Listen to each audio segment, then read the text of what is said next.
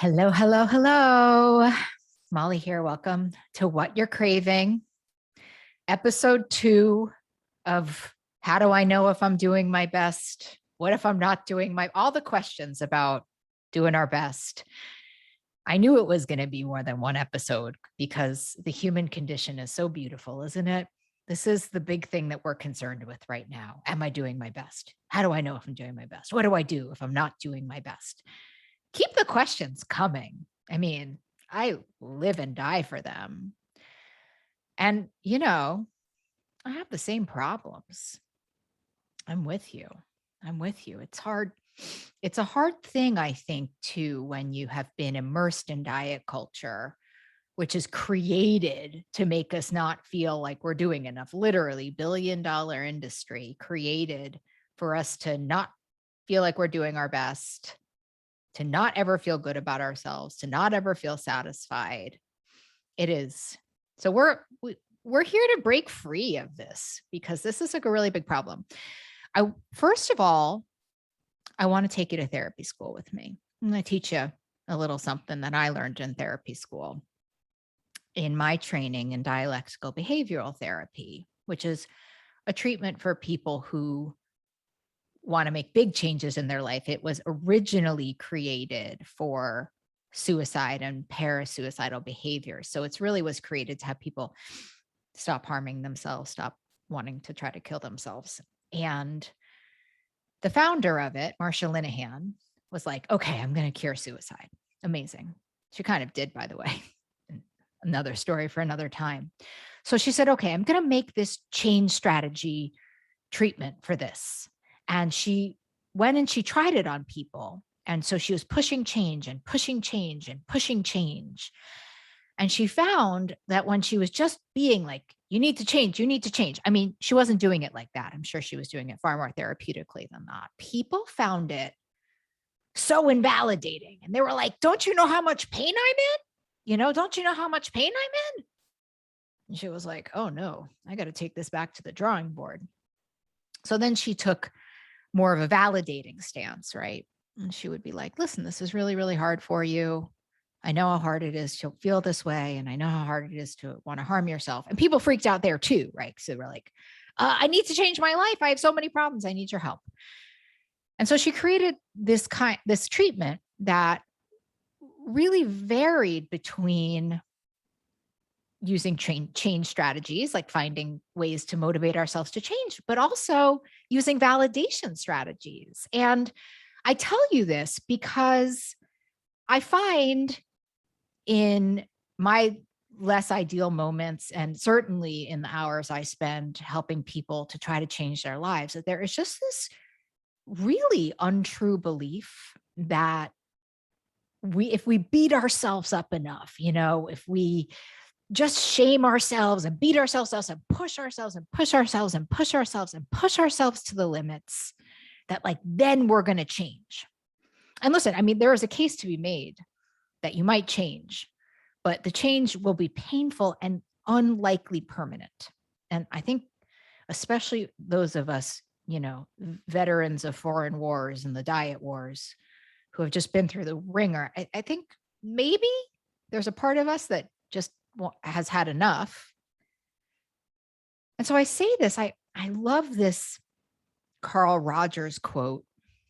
It's kind of like the oldie and the goodie in the therapy field. And he says, the curious paradox is that when I accept myself just as I am, then I change.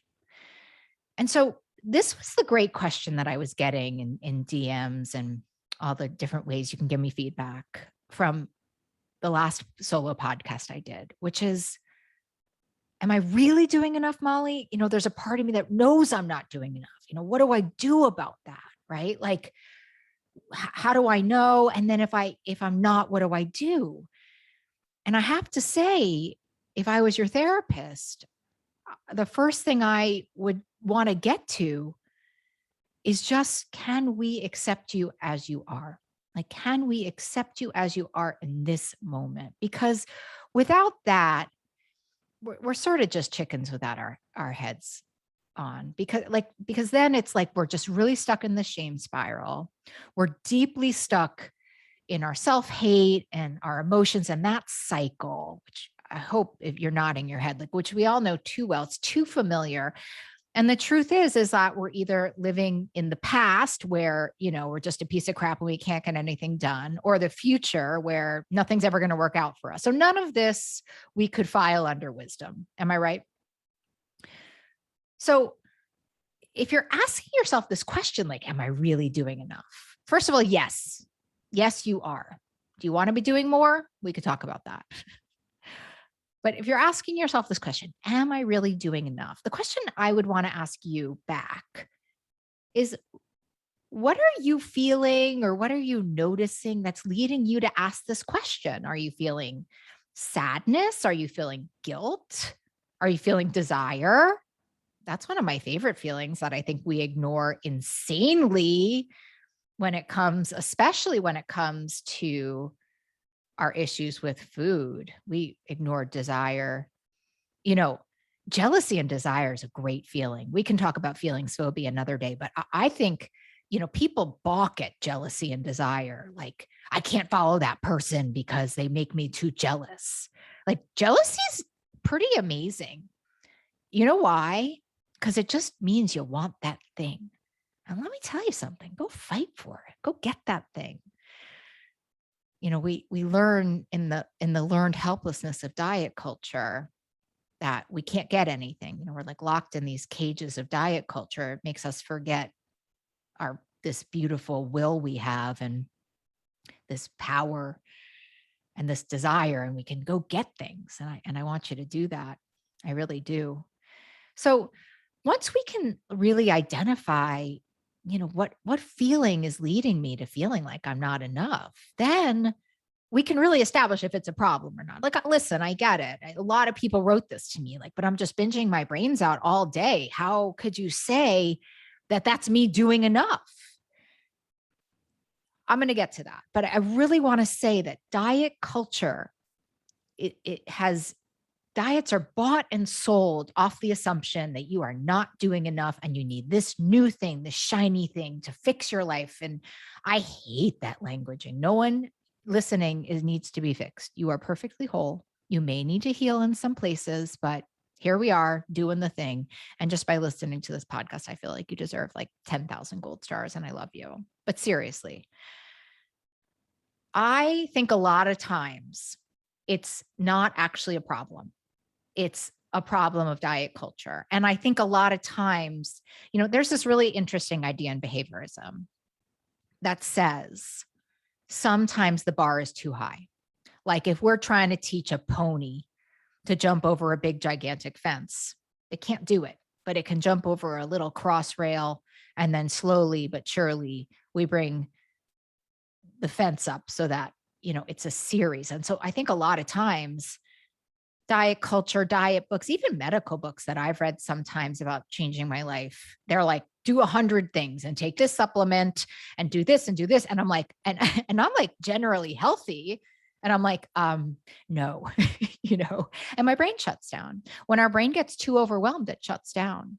So I would look also at your expectation. Remember, I talk about perfectionism all the time. I think it is one of the greatest evils of diet culture. It was one of the greatest evils of culture, but it's certainly one of the greatest evils of diet culture. And can you just look to see quickly if this idea of, am I not doing enough? Well, what's the bar you're setting? Is it impossible? Is it imperfect? Because if it is, listen, aim for the stars, shoot for the stars. What do they say? Shoot for the stars and maybe you'll hit the moon. But I don't think we're talking about that here.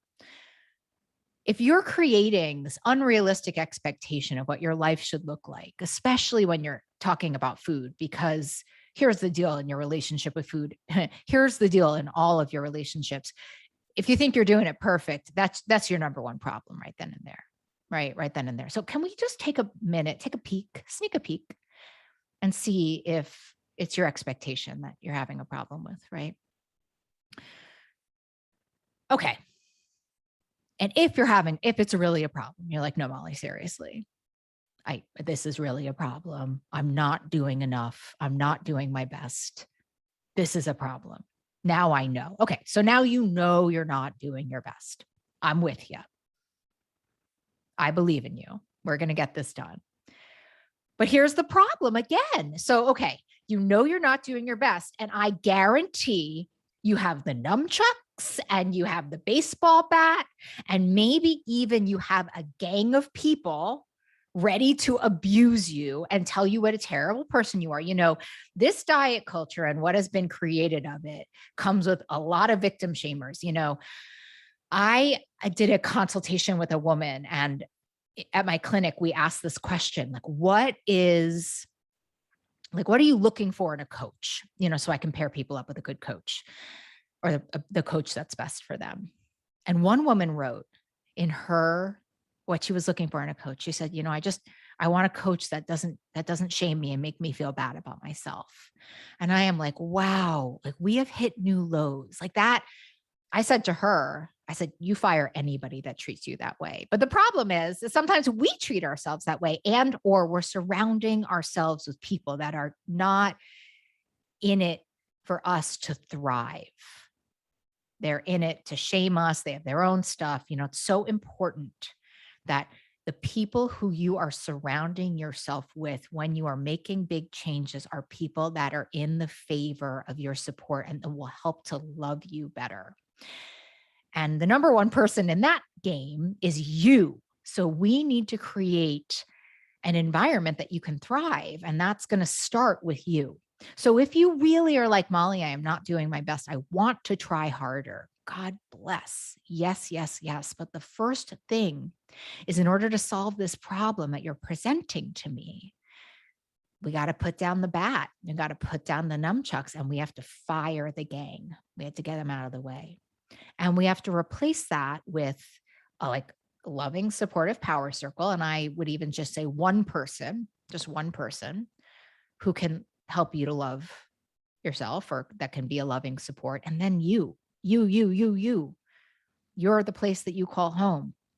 And so instead of looking at this issue with the old school destructive diet, cut and run eyes of, see, I just can't do it, and there's something wrong with me. There's nothing wrong with you. If there's a problem to solve, I need you to take one of your eyeballs and fill it with compassion. And I need you to take the other eyeball and I need you to fill it with curiosity. And then we might get something done when it comes to change, right? My dear friend, Brad Reedy, just one of my favorite teachers of all time, and an old supervisor and a dear friend. He says, and I think his therapist says this, so it's just, you know, it's like a generational therapist question or a therapist comment. And he says, you know, if someone is behaving a certain way, there is a good reason for it. And he says it in this beautiful, gentle way. So if I said to him, you know, I can't stop binging, he would say, hey, Mom, there's a really good reason why that's happening, and I want to understand why. And so I love the idea of being your own therapist here and really thinking, well, everything has a cause. And so there's a really good reason why that's happening. So why am I doing this?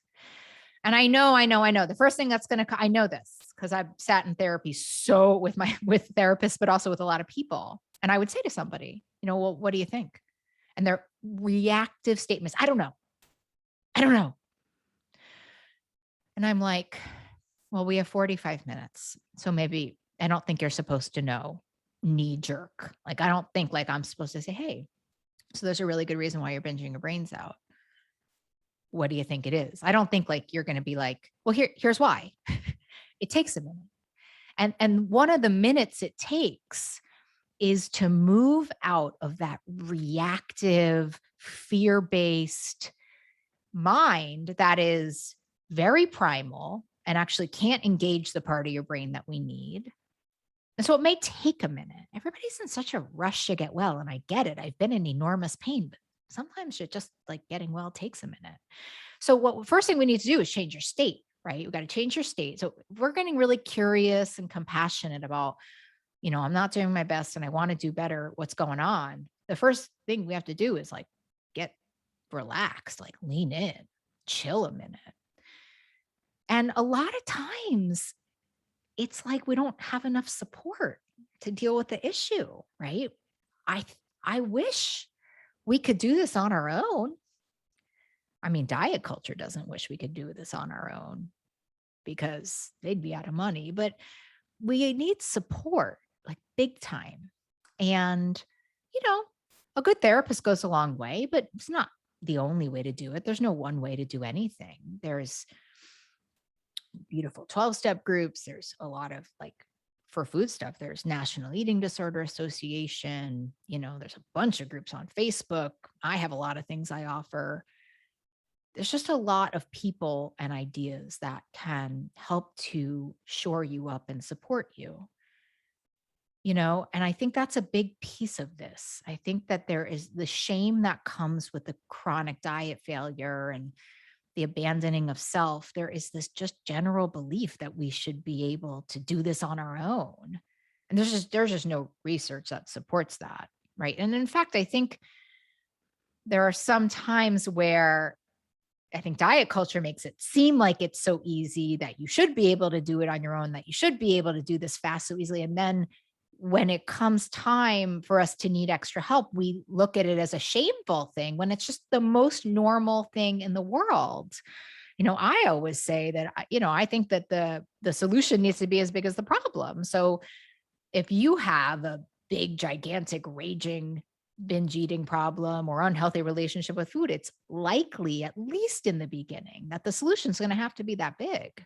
I mean, that just makes mathematical sense, does it? Like, I don't understand why we would think that, we have this 30-year career of, eating and harming ourselves with food, and some 7-day challenge is going to fix that. That wouldn't make sense in any other context in the world. So there's no shame in getting help, and there's no shame in getting extra help.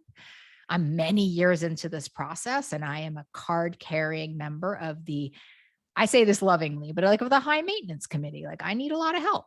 That's how I'm made. And that's what helps me to thrive. I get a lot of help, and I have a big thriving life as a result of it.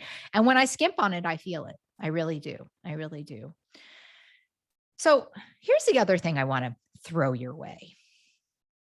Do you think if you're really not doing your best, I don't even like how that sounds, but do you think if you're not doing what you know is in your best interest, can we say it like that?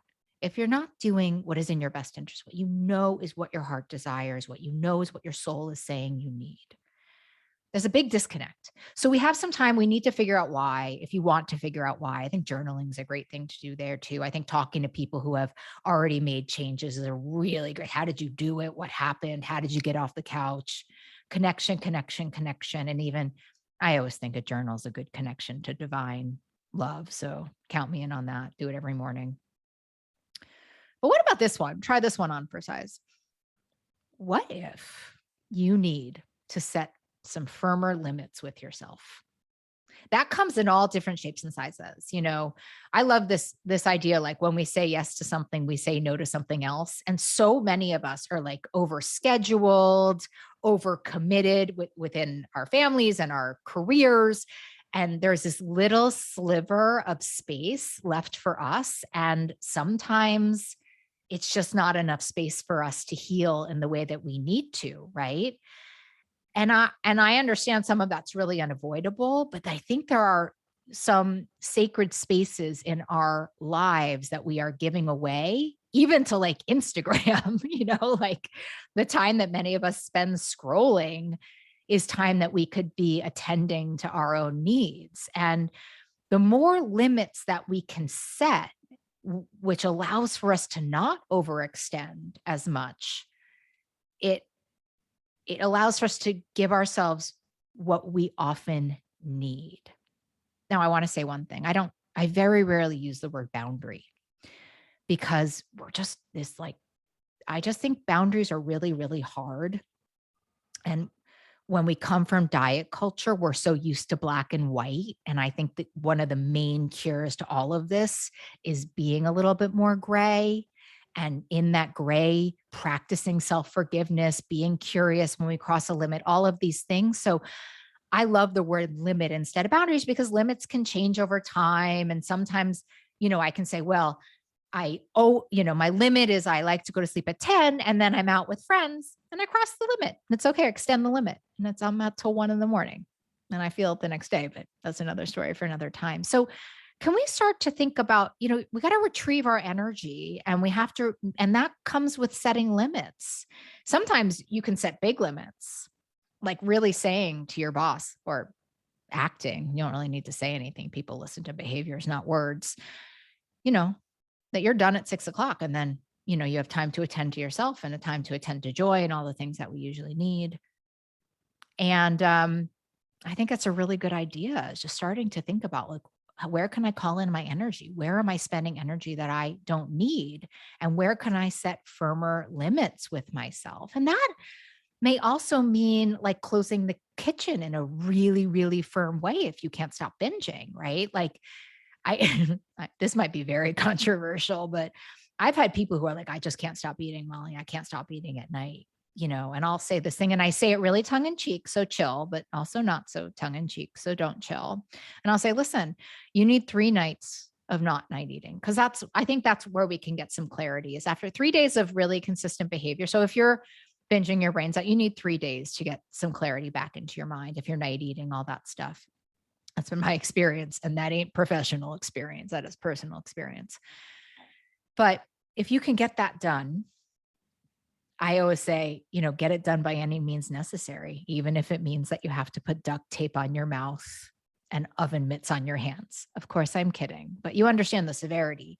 Because I think this thing is that we cross limits so often with ourselves that they stop meaning something. And so if you're going to be setting firmer limits, I need you to like have an exclamation point next. If you're going to choose this route, have exclamation points next to them and set limits that you will follow. Because every time you cross a limit without it being a conscious choice, it goes into the bank of I'm not good enough and I can't do anything. And this thing that we're talking about today, and I'm not doing my best and I just can't do my best. And like, enough of that, my friend. Enough of that. Enough. So listen, here, a lot of people were talking to me about this. Like, when we can, this is true in behaviorism. It's like the more we can focus on what is working, the more what is working can work. So if things are going generally well in your life, this may be a totally new and unfamiliar space for you. Like, wow, I don't really binge. Should I be doing more? Wow, like I have this kind of quiet relationship with food. What else should I do? Like, your life doesn't have to feel like a roller coaster. It really doesn't. So there doesn't have to be mindful of, am I doing my best or am I addicted to perfectionism? Because I'm going to guess it's the latter. Like, it may just be like, it's time for some peace and joy in your life. And maybe you've really attended to this struggle and healed, and maybe you just get to enjoy life for a minute, right?